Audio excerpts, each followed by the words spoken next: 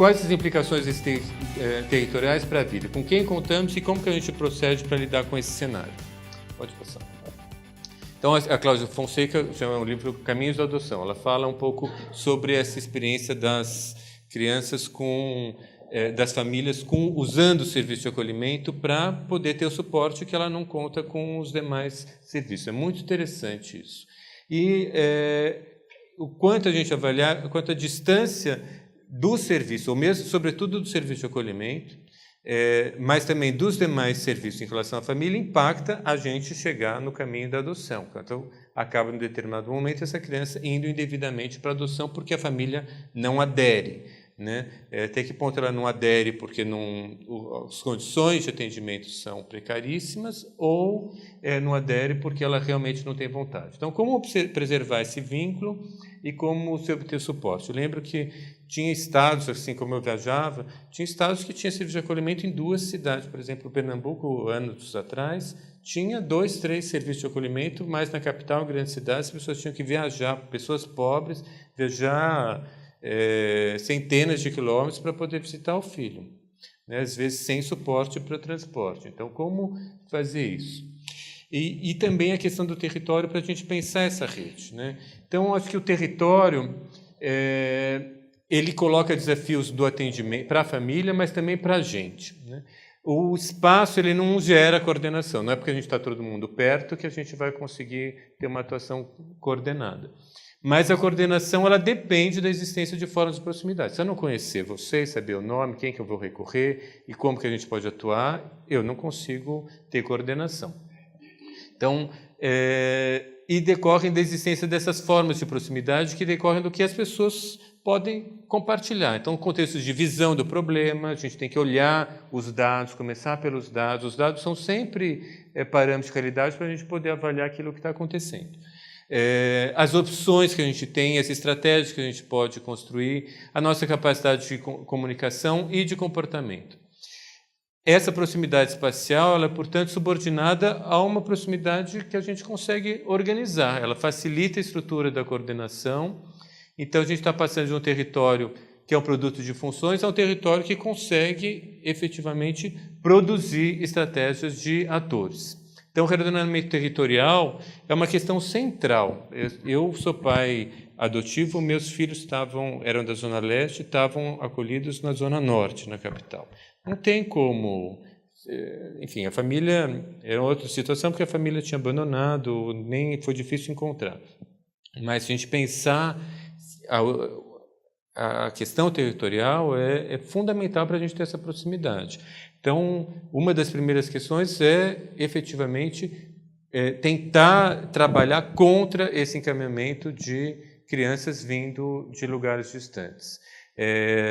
Em São Caetano, quando eu cheguei, todos os serviços de acolhimento eram privados, eram ONGs, e havia uma demanda, essa visão equivocada que o Raul traz, enfim, é um espaço de proteção, então vêm as crianças vinham de super longe. A primeira coisa foi, não, as crianças são daqui. Quem estiver aqui, fica aqui, está no território, vamos te pegar os processos que estavam em outros lugares. Eu avoquei os processos, falei para os juízes mandarem para mim, mas acho que o serviço de acolhimento tem que ter, a gente tem que ter prazer naquilo que faz pelo resultado e impacto das nossas ações. Então, não adianta eu ter um monte de criança se eu vejo que eu só vou ficar com essas crianças e não causo sofrimento. Eu quero causar vida. Então, acho que uma das grandes barreiras é poder falar, olha, não acho adequado que venha crianças de outros lugares porque eu vou ter dificuldade de trabalhar com essa família.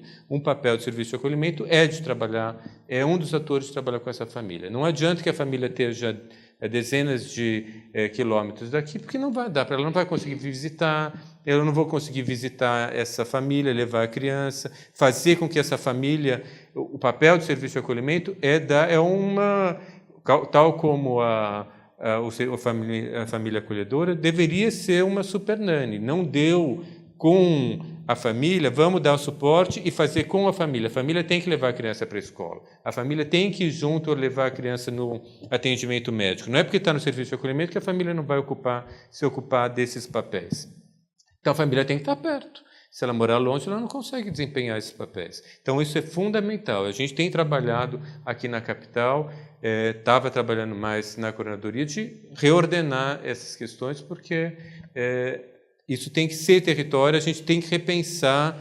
Por exemplo, aqui na capital é um horror, porque tem uma distribuição territorial da assistência social é uma, pega alguns bairros, dos conselhos tutelares é outra, da saúde é outra, da justiça é outra. É impossível a gente chegar nisso que é de coordenação, porque um conselho tutelar está trabalhando com 2 juízes que pensam radicalmente diferente. Se a gente pensa todo mundo está junto no mesmo território, a gente consegue. As estratégias podem até ser diferentes, mas a gente tem uma estratégia, né? A gente consegue ter uma ação comum. Então, isso é importante se lutar por um reordenamento.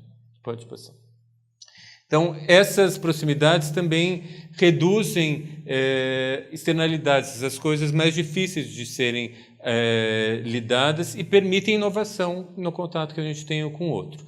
Elas estabelecem confiança, né? Porque daí eu conheço as pessoas e permite a gente experimentar, né? Acho que a gente tem modelos legais, mas a gente só vai conseguir vencer se a gente experimentar, tiver coragem de experimentar, estando junto e confiando um nos outros, falando que a gente vai ter suporte de acompanhamento, de quem tem o poder de poder validar essas situações. Então, esse espaço ele é resultado dessas relações que a gente vai construir. Pode passar para eu tentar avançar.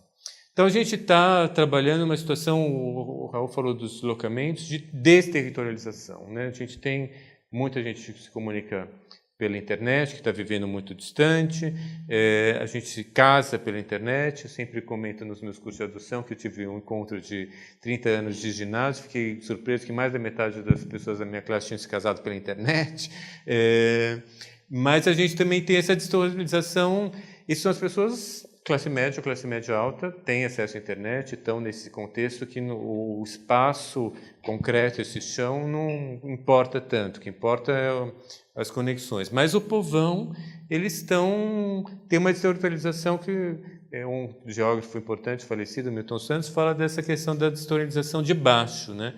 Eles têm uma territorialidade insegura, eles não têm acesso aos serviços, não têm acesso muitas vezes sequer à internet, é um processo de exclusão, né? Então, que a gente também tem que revalorizar esse território e tentar ocupá-lo para que eles possam,